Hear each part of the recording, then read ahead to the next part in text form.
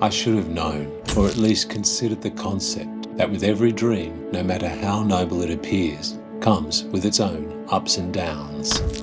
You can call me naive, deluded, shut down, but sadly, I didn't consider the downside of this Shaolin adventure until it came knocking at my door. So what is the downside?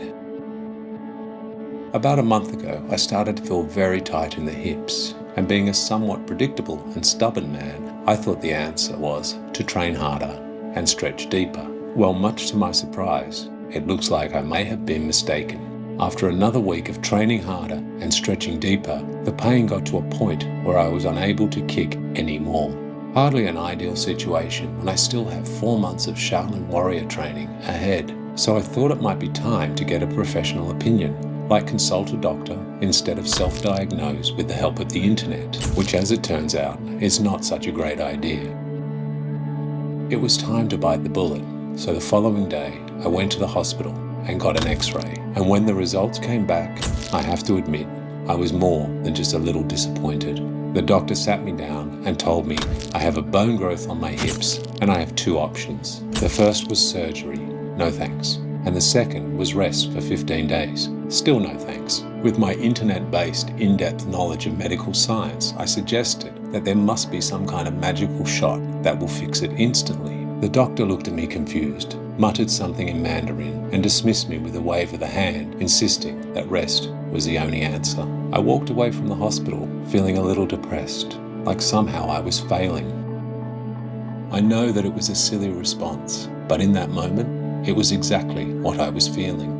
What I am doing is really not that unique, just a demanding physical quest to get to know myself a little better. And the thought of resting for 15 days honestly felt like the worst outcome I could imagine. But the reality of the situation was there was simply no other choice.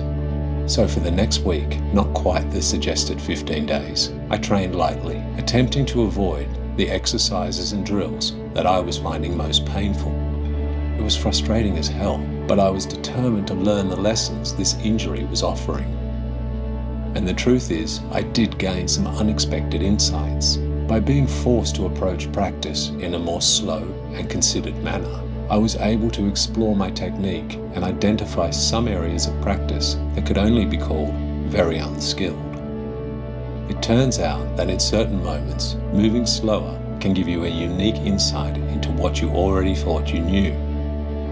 As these discoveries were made, I began to consider that just perhaps my poor technique could be leading to the hip pain, and in turn, leading to the tightness in the lower half of my body.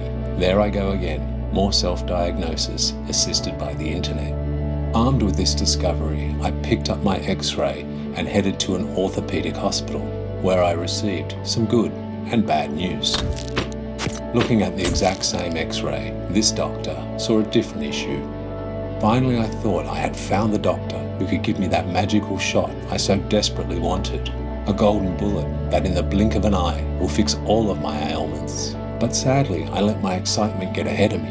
The good news was that the hip structure looked sound and there was no bone growth. The bad news, however, was he believed I had ligament damage in both hips.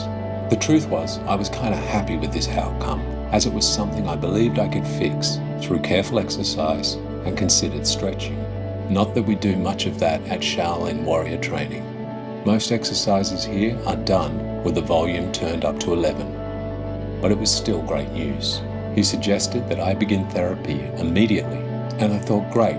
That was until I arrived at the 2nd floor of the hospital and entered the therapy room. In my mind, I was going to be massaged, maybe some ultrasound therapy, or even some assisted stretching. But boy was I wrong. Within a minute, I had my pants off, lying down on a table with 30 acupuncture needles in my bum and leg.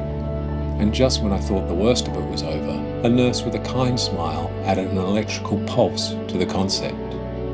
I honestly laid there wondering what the hell was I doing with my life.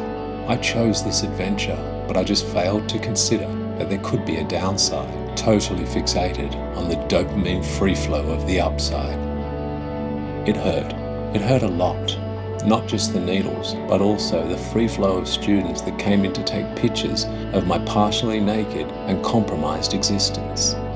But the truth was, the treatment helped more than I could have ever imagined.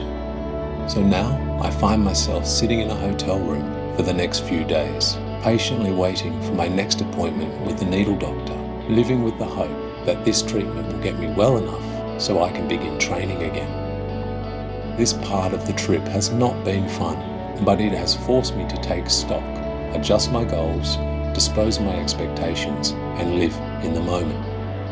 Right now, the treatment is going well, and although I have promised myself I will continue to live in the moment, I can't help but hope that my hip ligaments will magically repair and I can finally get back to training at a level that leaves me exhausted after every session. But at this stage, as I sit here in a rundown hotel, that is just a wish, a carrot to keep me moving forward towards ever-shifting goals. Simple goals that right now appear cloaked behind the veil of physical reality. So like I said in the beginning, I should have known, I should have at least considered the concept that every dream will come with its own ups and downs.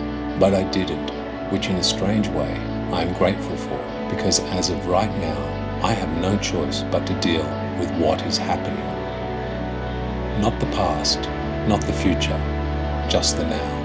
And in some strange way, this feels like progress, another small step on the larger journey of getting to know myself better.